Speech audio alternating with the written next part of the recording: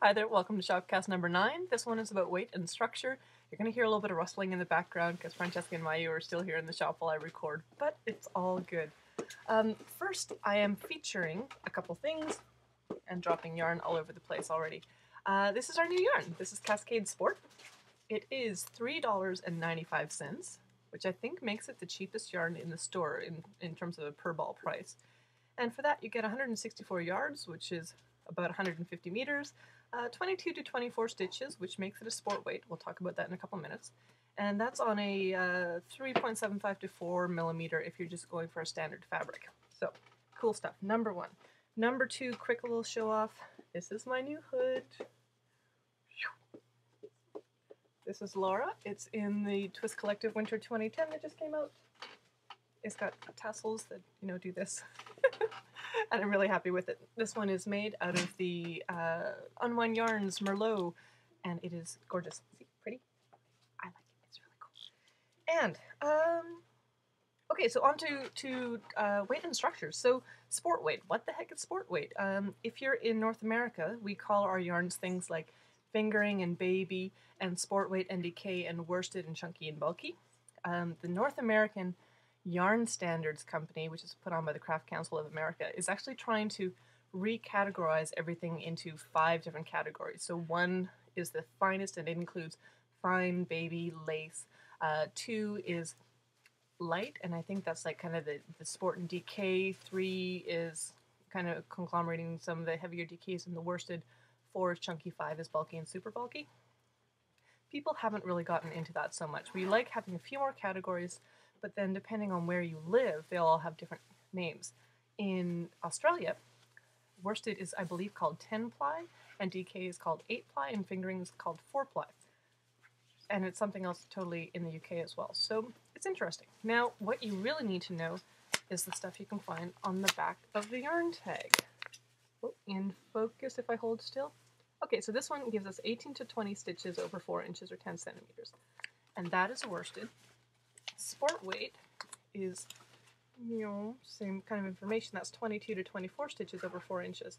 This is what you should expect if you're trying to meet the manufacturer's idea for what sort of fabric the yarn will make. So the gauge refers to a stockinette stitch, which is knit 1 row, purl 1 row, or if you're knitting in the round, all in the round. And the intention is to give you a decent fabric for making just kind of like a plain stockinette sweater that isn't too loose. And this is interesting. There's actually a word called sleazy, which now means all sorts of horrid things, but in weaving and fiber structure and cloth structure just means something that is loose and not produced tightly enough. So if you were to do something like the sport weight, which is normally 22 to 24, and you were to knit it on a bigger needle and get something like 16 to 18 stitches, you might call it sleazy. Sometimes I'm so mature, hey. Okay, so when you're trying to match a pattern to the appropriate yarn, there's a couple guides. One is the yarn that the designer actually used. So for Lara, I was using a DK weight, so it's something that is in the 20 to 22 stitches over 4 inches. And I also used specifically Unwind gems. So if you come in particularly with a pattern that's not from a yarn manufacturer or not from someone that's been tech edited, sometimes independent designers or not yet professional designers who are just writing up a pattern and posting it online because that's fun, they won't give you all the information. So they might either say what weight they used, so they'll say 50 meters of a worsted weight yarn, or they might say 1 ball of Koigu KPPM or 2 balls of Noro Silk Garden. And those 2 things might not give you as much information as you like. So if you go online to Ravelry, you look up the pattern, find out what yarn the designer actually used, and then you can click on that yarn and that will send you off to the yarns page where it will tell you what its standard gauge is, what needle size they generally recommend, and what the fiber content is as well. What they don't tell you about is the actual structure of the fiber. So this is something else in terms of how something is going to behave in your garment. And my 2 samples are both yarns that we just got in. We have a restock of Malabrigo in lots of nice new colors, and then also the sport weight from Cascade. Okay, so up close and personal,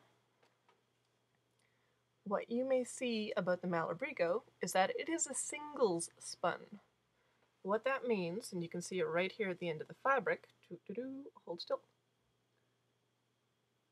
focus depth, there we go, is there's no rope structure to this. This is just fiber that has been twisted together lightly, and that's what it looks like. So this is Cascade, and when I pull it up, there we go, in focus, you can see all the little ropey structure. And if I go down to the end of the knots, somewhere there's an end to this knot, I'm sure. Wait, there we go, okay. So if I undo this, what you'll see is there's actually 2 plies that make it up, and within that, those contain yarn that's being twisted among itself. So this is a 2-ply. It has 2 singles that have been plied together into a 2-ply yarn. I'm talking about the Australian thing where they call something 4-ply and 10-ply and 8-ply. That used to refer to the number of singles in it, but now it's just kind of morphed into a generalization. For instance, Malabrigo, which is a singles in its construction, right? It's only been twisted together once. In the yarn weight category, this would still be a 10-ply based on the number of stitches over 4 inches that it has. So what's interesting about this is not so much all of that stuff, because we can always help you figure that out, but in terms of choosing which yarns you use for a project and what it's going to feel like and how it's going to hold up. So Malabrigo, incredibly soft. Everybody talks about, oh, it's so wonderful against the skin. I totally agree.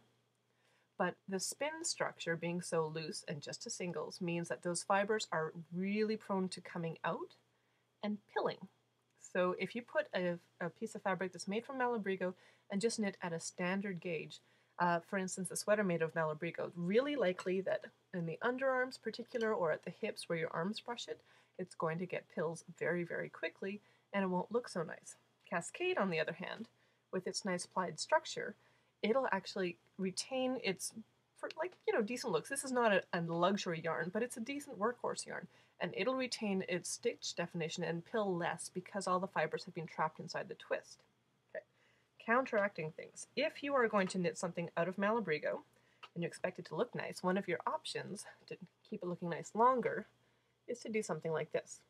This is a hat that Francesca made, I think. I'm pretty sure Francesca made it. And you can see it's twisted, so each of those little V knit stitches is crossed over at the base.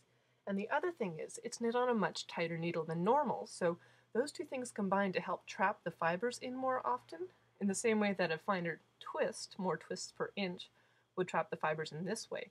Trapping the fibers in multiple tiny, tiny stitches will also help it pill less.